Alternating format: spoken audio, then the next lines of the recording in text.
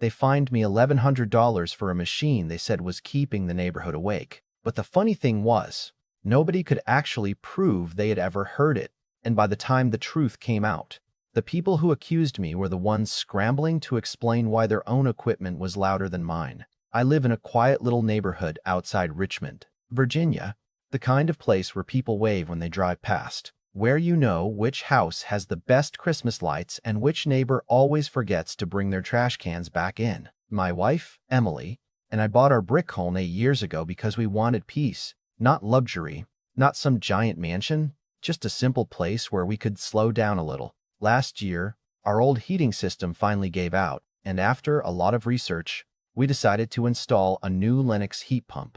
It was not cheap. I spent just under $8,000 because I wanted something efficient, reliable, and quiet.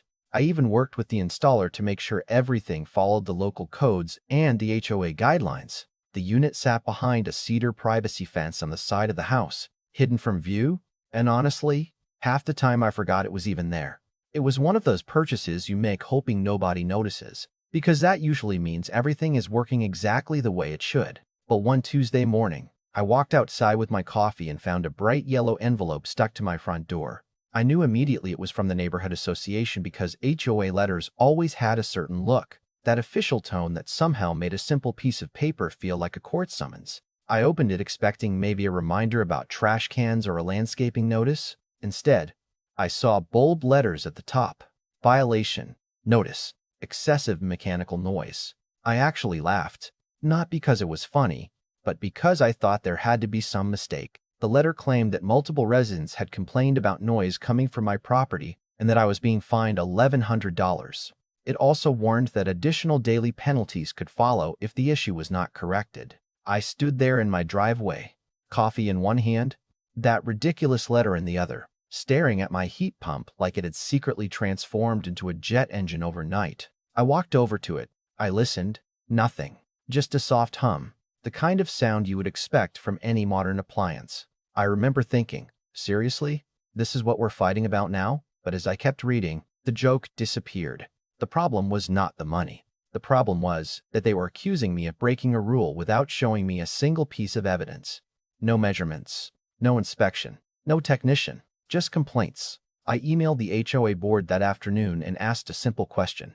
Who measured the noise? What equipment was used? What were the actual readings? A few hours later, I received a response from the HOA president, a woman named Melissa Caldwell. Melissa had been president for almost 3 years, and she had a reputation for being extremely organized, maybe too organized. She was always at community meetings with a perfectly arranged binder, color-coded tabs, and a smile that never seemed to reach her eyes. She was not rude exactly, but she had a way of making every conversation feel like she had already decided the outcome before you even opened your mouth. Her reply was short. She said the board did not need technical measurements because they relied on resident observations and community standards. Basically, if enough people felt something was a problem, then it became a problem.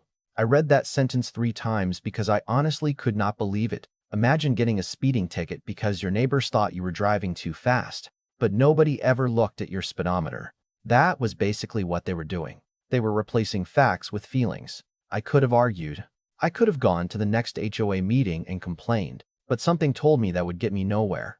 I had dealt with enough bureaucracy in my life to know that emotions rarely beat paperwork. If Melissa wanted opinions, fine. I was going to bring numbers. The following week, I hired 2 people who changed the entire direction of this fight. First, I called a licensed HVAC specialist who inspected my heat pump from top to bottom. Then I hired an independent environmental noise consultant named Daniel Reeves. I wanted someone with no connection to me, no connection to the HOA. Someone whose only job was to measure what was actually happening. Daniel came out late one evening at 10:30 p.m. because that was when the HOA claimed the noise was worst. He showed up carrying a professional decibel meter that looked like something from a science lab. We walked around my property, measured at the fence line, near the street, and even outside my closest neighbor's bedroom window. I stood there watching the numbers appear on the screen, waiting for the moment where someone would say, well, there it is. But that moment never came. The readings stayed low, 38, 40, 41 decibels, even at full operation. My heat pump was nowhere close to the city's nighttime limit of 50 decibels. Daniel looked at me and said something I still remember. Honestly, your unit is one of the quieter systems I've tested this month. I should have felt relieved, but I was still angry because I knew this was not just about a machine anymore. Someone had decided I was the problem before they ever checked the facts. And then Daniel stopped walking. He tilted his head slightly and looked across the neighborhood toward the community clubhouse. "Wait," he said. "Do you hear that?" At first, I didn't understand what he meant. Then I heard it. A low, steady mechanical vibration in the distance. The kind of hum you stop noticing after living around it long enough. Daniel pointed toward the clubhouse. "That's not coming from your property."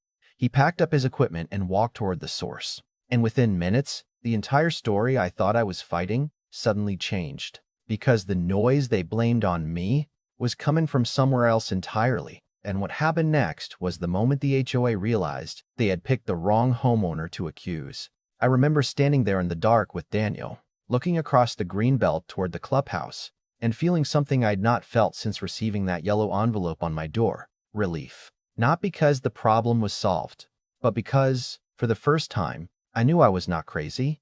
The sound existed. The difference was that it was never coming from my house. Daniel walked closer to the clubhouse with his meter running, and the numbers started climbing. 45, 50, 55. He looked back at me with that expression professionals get when they already know the answer but want to double-check everything before saying it out loud. "This is your noise complaint," he said. "This is what people have been hearing." The source was a large ventilation fan mounted behind the clubhouse, a system most residents probably never noticed because it had been running for years. But according to Daniel, the motor bearings were wearing out, causing the entire housing to vibrate. It created that deep mechanical hum that traveled through the neighborhood, especially at night when everything else was quiet. And the part that made me shake my head was this: the HOA had been complaining about my brand new, professionally installed heat pump while ignoring their own aging equipment sitting right in the middle of the community. I drove home that night with a strange mix of emotions. I was happy that I had proof, but I was also frustrated because I kept thinking about how easily this could have been avoided. A simple conversation, a simple inspection, a simple question asked before handing out a $1,100 fine. Instead, they had already made me the villain. Over the next few days, I put everything together. I collected the HVAC installation records, the city noise ordinance, Daniel's certified testing report, and maintenance records I was able to obtain through HOA document requests. Those records revealed something even more interesting. The clubhouse ventilation system had been flagged for maintenance months earlier, but the repair had been delayed. The board knew there were issues with the fan.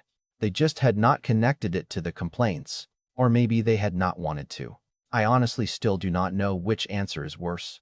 2 weeks later, I walked into the HOA hearing with all of my documents in a folder. I brought an attorney named Rebecca Morden, someone a friend recommended after hearing what happened. Rebecca was not the type of lawyer who walked into a room looking for a fight. She was calm, professional, and almost annoyingly patient. The kind of person who made you feel like the other side had already lost before she said a word.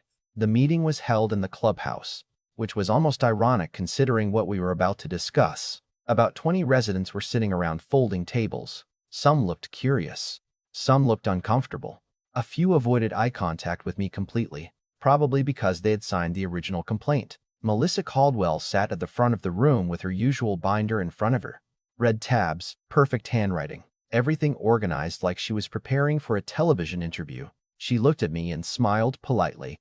"Thank you for coming," she said. "The board wants to resolve this matter peacefully." I almost laughed because the 11 lies and Ninder fine taped to my front door did not exactly feel peaceful, but I stayed quiet. I wanted the facts to speak first.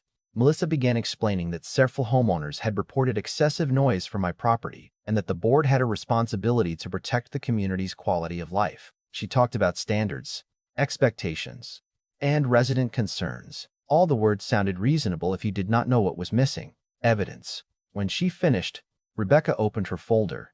She placed the certified noise report on the table and slid it across toward Melissa. "Before this board continues discussing penalties," Rebecca said, "I think we need to address the fact that no objective testing was ever performed." Melissa glanced down at the paperwork but did not pick it up immediately. "The board is allowed to consider resident complaints," she replied. Rebecca nodded. "Complaints are allowed. but complaints are not measurements. The room got quieter. Rebecca continued, "Your board issued a financial penalty against my client based on assumptions. We performed an actual test. The heat pump is operating well below the city limit." She turned the page toward the board. 38 to 41 decibels. The legal limit at night is 50. Melissa leaned back in her chair, but several residents still feel disturbed. Rebecca looked at her and calmly responded, "Feelings are important, but they do not replace facts." That sentence changed the entire atmosphere in the room. Suddenly, people who had been whispering before were looking down at the papers. The conversation was no longer about whether I was being difficult. It was about whether the HOA had rushed to punish someone without doing the most basic investigation. Then Rebecca placed the final document on the table, the maintenance records for the clubhouse fan. She pointed out that the system had been overdue for repair and that independent testing showed it was producing higher noise levels than my heat pump. She looked around the room and said, "The equipment causing the disturbance was not located at my client's property. It was located here." Nobody spoke for a few seconds, and then, from somewhere near the back of the room, someone quietly said, "Wait, are you saying we've been blaming the wrong house?" Melissa's expression changed for the first time. The confident smile disappeared. She started flipping through her binder faster, searching for something, anything that could challenge what was sitting in front of everyone. But there was nothing. No test results, no inspection report, no proof, just complaints. The same complaints that had started this entire mess. The most uncomfortable part came next. While everyone was sitting there discussing the noise, that same low humming sound drifted through the clubhouse walls. Nobody needed an explanation anymore. Everyone could hear it. The very noise they had accused me of creating was coming from the room they were sitting in. The administrative hearing officer, who had been listening quietly the entire time, finally leaned forward. He looked at the documents, looked at Melissa, and then looked back at me. "The violation notice is dismissed," he said. The room went completely silent. Then he continued, "The board is directed to correct the clubhouse ventilation issue and must use objective testing before issuing future noise-related penalties." It was not dramatic. There was no shouting. No one slammed a table. Honestly, that made it even more satisfying, because the truth did not need a performance. It just needed a place to stand. But the story was not over yet, because after the meeting, Melissa did not apologize. She did not walk over and admit the mistake. She simply gathered her binder, gave a quick nod, and walked away like the entire situation was just an unfortunate inconvenience. A week later, a contractor's truck arrived at the clubhouse. The old ventilation fan was removed, the motor was replaced, and the mysterious neighborhood hum finally disappeared. The HOA ended up paying thousands in repair costs and legal expenses, all because they ignored the one thing they should have checked from the beginning, the truth. And for me, the biggest lesson was not about winning against the HOA. It was about what happens when ordinary people decide to challenge a system that assumes nobody will push back, because sometimes the person they think will quietly pay the fine is the exact person who is willing to ask the questions they hoped nobody would ask. But there was still one thing I did not know.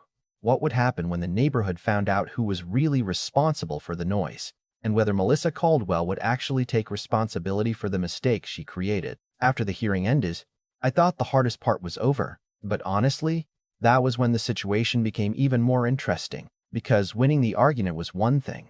Watching how people reacted afterward was something completely different. For weeks, I had walked through the neighborhood feeling like everyone was looking at me differently. Not because anyone had said anything directly, but because there is a strange feeling when your name becomes attached to a problem you did not create. Suddenly, I was not just the guy with the new heat pump anymore. I was the guy who had been accused of making noise. And even though the accusation turned out to be wrong, I knew some people would remember the accusation before they remembered the truth. That is just how people work sometimes. A rumor can travel across a neighborhood faster than a fact ever can. But after the hearing, something changed. Slowly, people started coming around. One evening, I was outside checking my mail when my neighbor Tom from across the street walked over. Tom was one of the people who had signed the original complaint. He stood there for a moment, almost like he was trying to figure out how to start the conversation. Finally, he said, "I owe you an apology. I honestly did not expect that." He explained that he had trusted the HOA notice. He said when the board sends out an official violation letter, most people assume they already did the work. They assume someone checked. They assume someone measured. They assume there is a reason behind the decision. And I could not even blame him for thinking that way because that is how a community is supposed to function. We are supposed to trust the people we elect. We are supposed to believe they are protecting the neighborhood, not creating unnecessary problems. I told him I appreciated him saying that, because the truth was, I was not angry at my neighbors. I was angry at the process. I was angry that a complaint could turn into a punishment before anyone bothered to ask a simple question, before anyone knocked on my door, before anyone looked at the machine, before anyone checked the numbers. And that was the thing that stayed with me long after the fine was dismissed.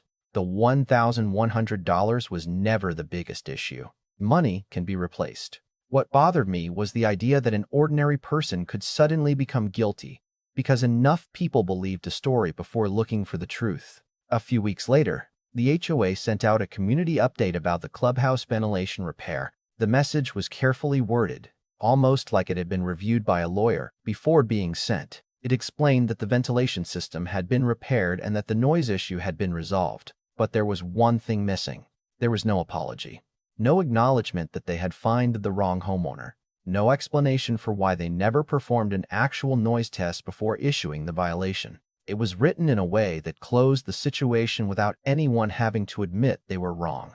And I think that bothered some residents more than the original mistake, because people can forgive a mistake. What people struggle with is when someone refuses to admit they made one. A few days after that announcement, rumors started spreading that Melissa Caldwell would not run for another term as HOA president. Some people said she stepped down because the board had lost confidence in her. Others said the controversy had damaged her reputation. I never found out the full story. And honestly, I stopped caring. I had spent enough energy fighting a battle that never should have existed in the first place. What mattered to me was that the truth was finally out. My heat pump was still there behind the cedar fence, still running every day. Still keeping my house comfortable through cold mornings and warm afternoons. Still making that same quiet hum that had somehow started an entire neighborhood conflict. Sometimes I would walk outside in the evening and just listen for a few seconds. 38 decibels. A number I never thought I would remember. But somehow, it became a reminder of everything that happened. It reminded me that facts do not always arrive first. Sometimes you have to fight to bring them into the room. And I think that lesson applies far beyond HOAs. It happens everywhere. At work, in organizations, in families, in communities. Someone hears one side of a story, forms an opinion, and suddenly the person who was supposed to explain themselves becomes the person being blamed. The easiest thing in the world is to believe the first version of a story you hear. The harder thing is to stop and ask, do we actually know that is true? Looking back now, I still believe neighborhoods need rules. I do not think HOAs are automatically bad. A good community needs structure. Someone has to maintain standards, protect shared spaces, and make sure everyone respects the people around them. But there is a huge difference between having rules and using rules as a weapon. Rules are supposed to create fairness. They are not supposed to create fear. The best leaders are not the people who can punish others the fastest. The best leaders are the ones who are willing to investigate before making a decision. Because once you accuse someone publicly, once you send that letter, once you attach a violation to someone's name, you cannot simply erase the damage when you discover you were wrong. And maybe that was the biggest thing I learned from the whole experience.